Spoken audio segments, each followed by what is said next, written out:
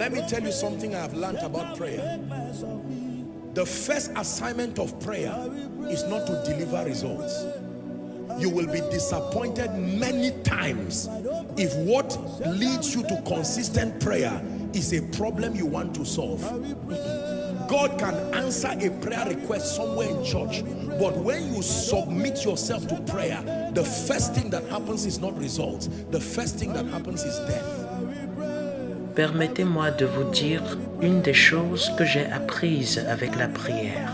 La première mission de la prière, ce n'est pas pour produire des résultats. Si ce qui vous conduit vers une prière constante est un problème que vous désirez résoudre, vous serez déçu plusieurs fois.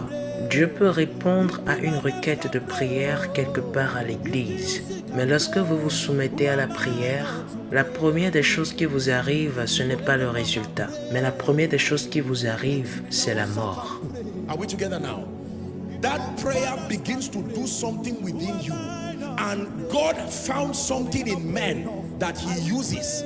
The moment God sees that the delay in answer is keeping you prayerful, he will prolong it intentionally.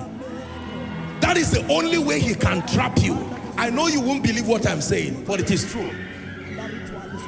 Listen, look at me, let me teach you this. Let me teach you something about God.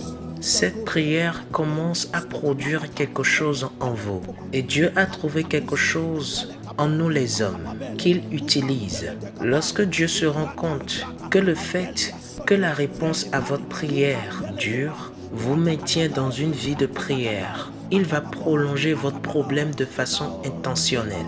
Parce que c'est le seul moyen par lequel il peut vous piéger. Je sais que vous n'allez pas croire en ce que je dis, mais c'est vrai. Écoutez, regardez-moi, je vais vous enseigner ceci. Je vais vous enseigner quelque chose concernant Dieu. You see, God does not reason like men. Are we together now?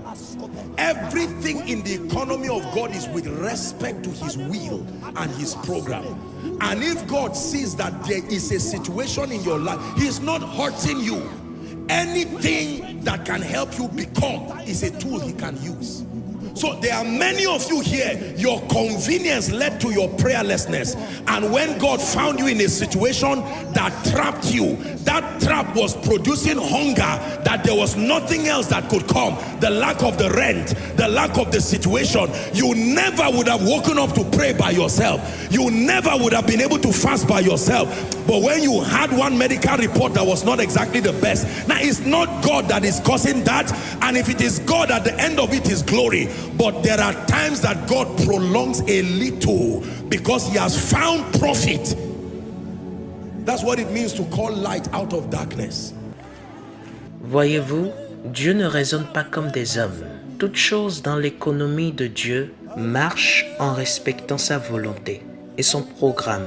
Et si Dieu se rend compte qu'il y a une situation dans votre vie, ce n'est pas qu'il essaye de vous faire du mal. Tout ce qui peut vous aider à devenir ce que vous devez devenir est un instrument qu'il peut utiliser. Alors il y a plusieurs d'entre vous ici, votre zone de confort vous a conduit à une vie sans prière. Et lorsque Dieu vous trouve dans une situation qui vous a piégé, ce piège produisait de la faim et il n'y avait plus d'autres issues. Le manque de l'argent du loyer, le manque qu'a produit la situation.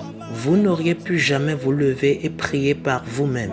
Vous n'auriez pu jamais jeûner par vous-même. Mais lorsque vous avez entendu un diagnostic médical qui n'était pas l'idéal, maintenant ce n'est pas Dieu qui cause cette situation. Et si c'est Dieu, la fin de cette situation produira de la gloire. Mais il y a des temps où Dieu prolonge un peu la situation parce qu'il y a trouvé du profit. C'est ce qui veut dire appeler la lumière hors des ténèbres. Oh, I will pray if I don't pray.